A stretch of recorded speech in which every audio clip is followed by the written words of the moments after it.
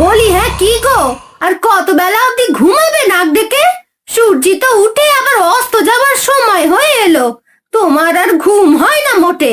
সেই কোন কাক ভোরে উঠে আমি বাড়ির কাজকর্ম করছি, আর তোমরা সব নাক ডেকে ডেকে ঘুমাও আরামে।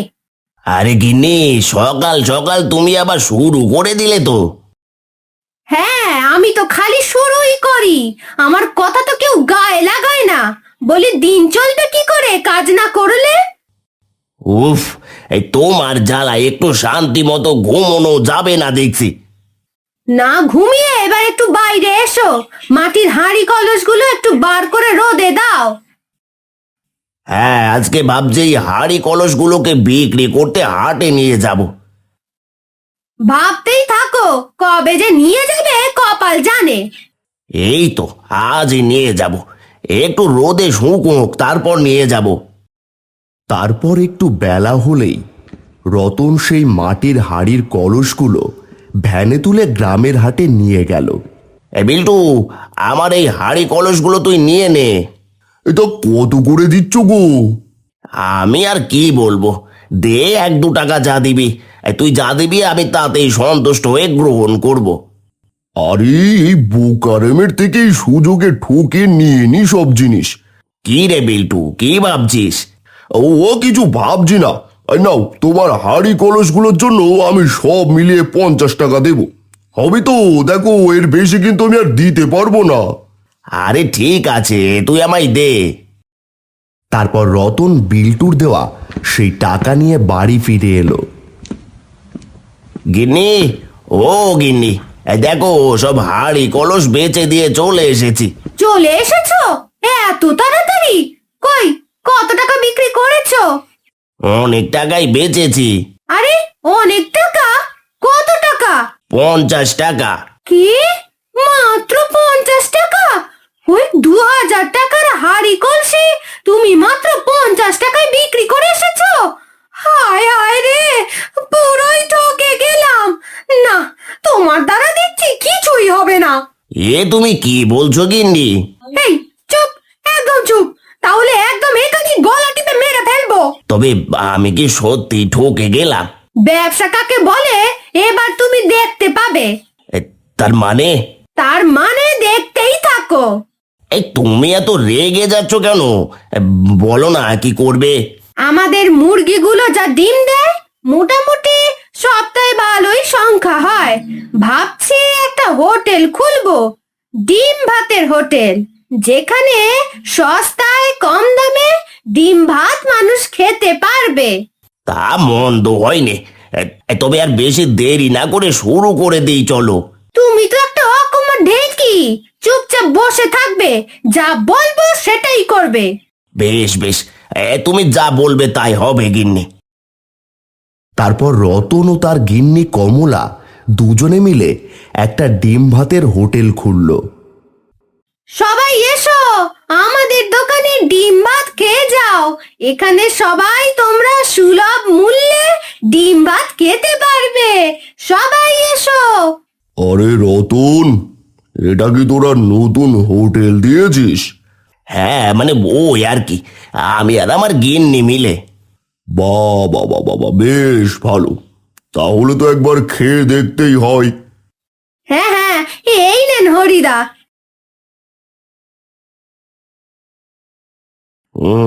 রান্নাটা দারুণ তো। বাবা বাবা, বেশ বেশ। দেখলে তো, কম দামে ডিম ভাত দিয়ে সবাই পেট পুরে কেমন খাচ্ছে, আর আমাদেরও দিব্য ভালোই চলছে। বলি গিন্নি, আমি এবার একটু খেয়ে নি, বড্ড খিদে পেয়েছে। নাও নাও, আমি ভাত বেড়ে দিচ্ছি, খেয়ে নাও।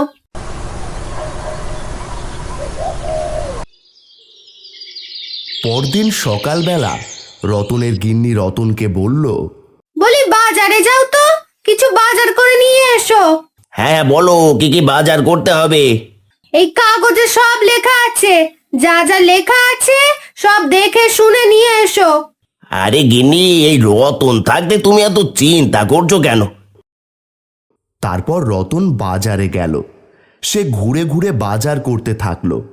কিছুক্ষণ পর হঠাৎ, আরে ওখানে ওগুলো লাল লাল কিসের ডিম দেখি তো।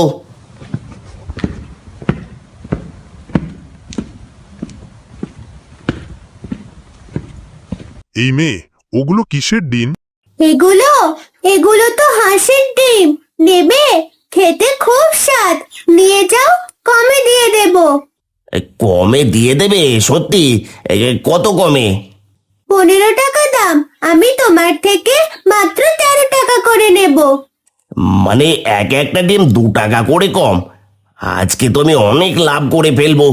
ঠিক আছে ঠিক আছে, তোমার কাছে যতগুলো ডিম আছে সব হাঁসের ডিম আমাকে দিয়ে দাও। আচ্ছা, এই নাও।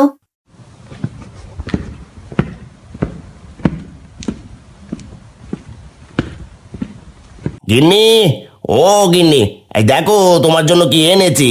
কি আকাম করে এসেছো আবার? আমি কি কেবল আকামি করে আসি? এই দেখো তোমার হোটেলের জন্য হাঁসের ডিম এনেছি। এবার থেকে হোটেলে হাঁসের ডিম রান্না হবে। হাঁসের ডিম? কই দেখি। হায় হায়, এই ডিম তোমায় আনতে কে বলেছে? কত করে নিল এই ডিম তোমার থেকে? মাত্র 12 টাকা। 12 টাকা? হায় রে হায়, আমি তোমার 10 টাকায় এই ডিম এনে দিতে পারি। তুমি এত দাম দিয়ে নিয়ে এসেছো কেন? তার মানে মেয়েটা আমাকে ঠকিয়ে দিয়েছে। এখন কি হবে? যাও তার কাছে। আমি তো ভাবলাম মেয়েটা নিশ্চয়ই ঠিক দামে নেবে, এমন ঠকিয়ে দিল আমায়। তোমার সাথে এমনই হওয়া উচিত। তোমার উপর দায়িত্ব দিলে একটা কাজও ঠিক মতো করতে পারো না। এখন আবার ব্যবসার কতটা ক্ষতি হয়ে গেল, সব তোমার জন্য। তারপর কমলা সেই হাঁসের ডিমগুলোকে সেদ্ধ করে ছাড়ালো তরকারি রান্না করবে বলে। আর ঠিক এমন সময়ে কেমন একটা ব্যবসা পচা পচা গন্ধ বেরোচ্ছে। নিশ্চয় এই ডিমগুলো পচা। আমি দেখেই বুঝেছিলাম, যে কটা সেদ্ধ করলাম সব কটা পচা বেরিয়েছে। এখন কি হবে? ওগো শুনছো? তুমি যে কটা ডিম এনেছো সব কটা ডিমই পচা। এখন তোমার মাথায় বাকি ডিমগুলো ভাঙবো আমি। না না, ছেড়ে দাও। আমি আর কখনো না জেনে শুনে পচা ডিম আনবো না। ছেড়ে দাও। গিন্নি কাঁচা একটি ডিম হাতে নিয়ে এগিয়ে এলো। ভেঙো না ভেঙো না, আমার মাথায় ভেঙো না, আমার মাথায় ভেঙো না। কি বলছো কি বিড়বিড় করে? এই এই এই, আরে এই, হ্যাঁ হ্যাঁ হ্যাঁ হ্যাঁ হ্যাঁ। ওরে পাগল হলে নাকি? এই, তার মানে আমি এতক্ষণ স্বপ্ন দেখছিলাম? স্বপ্ন দেখা হলো, এবার বাস্তবে ফেরো। বলি গরিব কিছু বাচ্চা এসেছে, ওদেরকে চলো ডিম ভাত খেতে দি। এই সে যাচ্ছি, কিন্তু তুমি কিসের ডিম রান্না করলে গিন্নি? মা, আমাদের বাড়ির মুরগিগুলো তো কালই ডিম পারলো। তার মানে হাঁসের ডিম আনতে যাওয়া ওসব কিছুই আমার স্বপ্ন ছিল। হায় কপাল। আরে হাঁসের ডিম আবার কোথা থেকে এলো? সেই তো তোমায় কখন থেকে ডাকছি যে এসো এসো, আমার সাথে একটু সাহায্য করো। তুমি তো কথা কানেই নিলে না। তারপর এখানে এসে দেখি তুমি ঘুমিয়ে গেছো, আর ঘুমিয়ে কি সব যেন বিড়বিড় করছো। যাক বাবা, বাঁচলাম। ভাগ্যিস ঘুমিয়ে ঘুমিয়ে স্বপ্ন দেখছিলাম, না হলে ওই পচা ডিমের চক্করে সব আমার মাথায় ফাটতো সেগুলো। কিছু বলছো? না না, কই, চলো গরিব বাচ্চাগুলোকে আমরা আজ ডিম ভাত খাওয়াবো। হ্যাঁ হ্যাঁ, তাই চলো, ওরা অপেক্ষা করছে যে। তারপর রতন ও তার গিন্নি দুজনে মিলে গ্রামের গরিব বাচ্চাদের বিনামূল্যে ডিম ভাত বিতরণ করতে থাকলো এবং তাদের এই কর্মকাণ্ড দেখে গ্রামের সবাই বাহবা দিতে লাগলো। মুন্সীগঞ্জ নামক এক গ্রামে বাস করে সেলিম নামে এক ব্যক্তি। সে মাটির বিভিন্ন জিনিস তৈরি করে তা গ্রামে গ্রামে বিক্রি করে। সেখান থেকেই তার রোজগার হয় এবং কোনো রকমে সংসার চলে যায়। অন্যদিকে সেলিমের একজন বন্ধু রফিক, সে পেশায় একজন রিক্সা চালক। রফিকের অবস্থা খুবই খারাপ, তার কোনো রকমে দিন চলে যায়। এক কথায় নুন আনতে পান্তা ফুরায়। পথে যেতে যেতে এমন সময় দেখা হলো তার বন্ধু রফিকের সাথে। আরে রবিক, তুই? সেলিম যে, তা হাঁড়ি কলস বিক্রি করতে চললি বুঝি? হ্যাঁ, আমি ওই ভ্যান নিয়ে বের হলাম, দেখি কি হয়। হ্যাঁ রে, দেখি কতগুলো বিক্রি করতে পারি। দিনকালের অবস্থা খুবই খারাপ, বিক্রি নেই একদম। তা যা বলেছিস, তার উপর যা শীত পড়েছে। আর দুটো মাটির সরা নিবি নাকি, পিঠে বানিয়ে খাস? মাটির সরা কেনারই টাকা নেই, তার উপর আবার পিঠে বানিয়ে খাবো কি? সেই রে, আমারও বড্ড পিঠে খাওয়ার স্বাদ জাগে, কিন্তু কি করব বল, পিঠে বানাতে যে মেলা খরচ। যাই হোক, আমি চলি রে। হ্যাঁ, আমিও চললাম। এই বলে দুজন ব্যক্তি দুই দিকে চলে গেল। হাড়ি নেবে গো, হাড়ি, মাটির হাড়ি, কলস, পিঠের স্বাদ সব আছে, লাগলে বলো। গ্রামের একজন মুরব্বী লোক সেই পথ দিয়ে যাচ্ছিলেন। সেলিমকে দেখে তিনি বললেন, ভাই ছেলে শোনো, হ্যাঁ বলেন। তুমি কি মাটির জিনিসই বিক্রি করো? হ্যাঁ, কই দেখি তোমার জিনিসগুলো। এই যে। বাবা বাবা, দারুণ তো। আসলে আমার একটা ব্যবসা আছে, গ্রামের থেকে মাটির জিনিস সংগ্রহ করে আমি সেগুলোকে বিদেশে বিক্রি করি। তো তোমার মাটির জিনিসগুলো বেশ ভালোই মনে হচ্ছে, আমি তোমার থেকে সব জিনিসগুলো কিনে নিতে চাই। তুমি কি আমার কাছে বিক্রি করবে? হ্যাঁ, কেন পারবো না, এই নিন, এই সব মাটির জিনিসগুলো আপনি নিন। এখানে বেশ কিছু টাকা আছে, এটা তুমি রাখো, আর যদি আরো মাটির জিনিসের দরকার পড়ে তবে তোমার কাছ থেকে আমি কিনে নেব। বেশ। তারপর হাতে বেশ কিছু টাকা নিয়ে মনের সুখে সে বাড়ির দিকে যেতে থাকলো।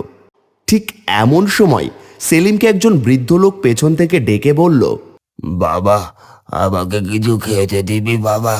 আজ 2 দিন হলো আমি খাইনি, দয়া করে কিছু ভিক্ষে দে বাবা। ভিক্ষা? সর এখান থেকে, আমার কাছে কোনো টাকা নেই। এই বলে সেলিম সেই বৃদ্ধ লোকটিকে ধাক্কা দিয়ে সরিয়ে দিল পথ থেকে। দূরে রিক্সা নিয়ে চালিয়ে আসছিল রফিক। এ কি, সেলিম কিভাবে ওই বৃদ্ধ লোকটির সঙ্গে এরকম করতে পারলো? এই ভেবে রফিক এগিয়ে গেল বৃদ্ধ লোকটির কাছে। আমার কাছে বেশি টাকা নেই, তবে আজ সারাদিন যা রোজগার করেছি সেটা তুমি রাখো, এটা দিয়ে কিছু খেয়ে নিও। অনেক ধন্যবাদ বাবা, তুই আজকে আমার অনেক উপকার করলি। এই নে, এটা তুই রাখ। এটা কি? এটা পিঠের সাজ, এটার মধ্যে তুই যত চাইবি তত পিঠে হবে, আর সেই পিঠে তুই চাইলে বিক্রিও করতে পারবি। রফিক আনন্দ মনে সেই পিঠের সাজ বাড়িতে নিয়ে গিয়ে দেখলো পরপর পিঠে হয়ে যাচ্ছে। সেলিমও পিঠে খেতে চেয়েছিল, আর যাই, ওকে একবার দাওয়াত দিয়ে আসি পিঠে খাওয়ার। এই ভেবে সেলিমের বাড়ি গেল রফিক। সেলিম, আছিস নাকি? কি ব্যাপার, তোর কি চাই এখানে? শোন, এখন আমাদের অবস্থা অনেক ভালো, আমার তৈরি মাটির জিনিস বিদেশে যাচ্ছে, তোর মতো গরিবের সাথে মেশা আমাকে এখন আর মানায় না, বুঝলি? ও আচ্ছা, না আসলে পিঠে করেছিলাম, তাই তোকে পিঠে খাওয়ার জন্য দাওয়াত দিতে এসেছিলাম। শীতকালে তো তুই পিঠে খেতে বড্ড ভালোবাসিস, তাই আর কি। কি সত্যি? চল, আমি যাবো তোর সাথে, আমি নিশ্চয়ই পিঠে খেতে যাব। হঠাৎ এমন সময় মুরব্বী লোকটা সেলিমের বাড়ি এসে বলল, আমার টাকা ফেরত দে, তোর মাটির জিনিস সব খারাপ, সব ভেঙে যাচ্ছে, ওপরটাই চকচকে, মানুষকে ঠকানো, তাই না? দে আমার টাকা। তারপর টাকা নিয়ে সে চলে গেল। তুই কান্না করিস না রে, আমি একটা সাজ পেয়েছি, জাদুর সাজ, ওটাতে যত খুশি পিঠে করা যাবে, আর সেগুলো বিক্রিও করা যাবে। চল চল। তাহলে বন্ধুরা, আমরা এই গল্প থেকে শিখলাম যে কখনোই কাউকে ঠকিয়ে বা কারোর সাথে খারাপ ব্যবহার করে নিজে বড় হওয়া যায় না। যার মন বড়, একদিন সে ঠিকই ভালো স্থান পাবে এবং সকলের আশীর্বাদ পাবে। অপু এবং বাবু ছোটবেলা থেকে ভালো বন্ধু। তারা একসঙ্গে খেলাধুলা করে, ঘুরে বেড়ায়। আজ তারা প্রথমবারের মতো জঙ্গলে ভ্রমণ করতে যাচ্ছে।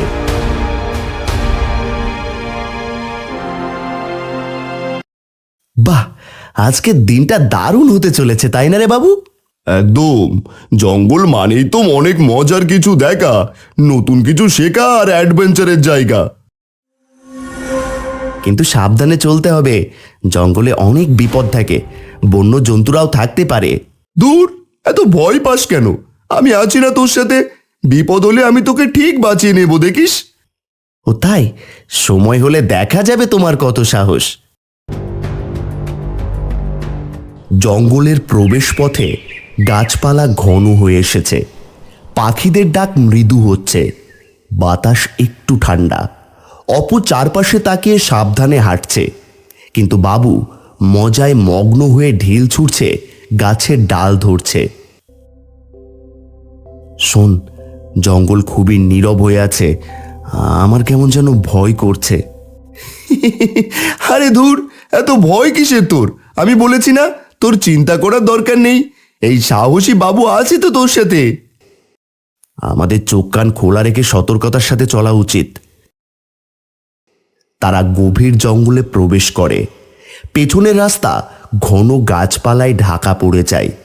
তারা বুঝতে পারে তারা অনেকটাই ভিতরে চলে এসেছে। হঠাৎ গাছের আড়াল থেকে গর্জন শোনা যায়।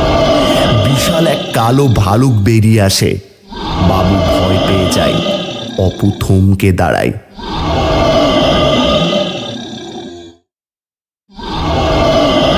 অপু, ভালুক! ভালুক গর্জন করে তাদের দিকে এগিয়ে আসে। বাবু কিছু না ভেবে পাশের গাছে উঠে পড়ে, কিন্তু অপু হতভম্ব হয়ে দাঁড়িয়ে যায়, কারণ সে গাছে উঠতে জানতো না। দৌড়ালে তো ভালুক আরো তাড়া করবে। যদি মৃত মানুষের মতো হয়ে যায় তাহলে হয়তো কিছু করবে না।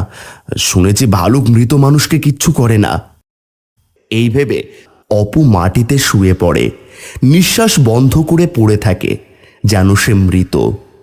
ভালুক ধীরে ধীরে তার কাছে আসে, কিছুক্ষণ শুঁকে দেখে, তারপর ধীরে ধীরে ফিরে যায়। ভালুক চলে গেলে বাবু গাছ থেকে নামে। অপু উঠে বসে, ধুলো ঝেড়ে ফেলে, কিন্তু মুখ গম্ভীর। দেখলি তো আমি কতটা সাহসী? হ্যাঁ রে, দেখলাম তো তোর কত সাহস। তুই কি জানি বলেছিলি কোনো বিপদ হলে আমাকে তুই বাঁচাবি, সেই তুই বিপদের সময় আমাকে একা ফেলে পালিয়ে গেলি। এটাই কি তোর বন্ধুত্ব? আরে আমি ভয় পেয়ে গেছিলাম, আমি বুঝতে পারিনি আমি কি করব। ঠিক আছে, কিন্তু জানিস যখন ভালুক আমার কাছে এসেছিল তখন সে আমার কানে কানে কিছু বলছিল। সত্যি? কি বলল? সে বলল যে বন্ধু বিপদের সময় ফেলে পালায় সে কখনো প্রকৃত বন্ধু হতে পারে না। বাবু লজ্জায় মাথা নিচু করে, চোখে অনুশোচনার ছাপ। দুজনেই ধীরে ধীরে গ্রামের পথে হাঁটতে থাকে। বাবু মন খারাপ করে আছে। গ্রামের প্রবীণ একজন লোক তাদের দেখে এগিয়ে আসে।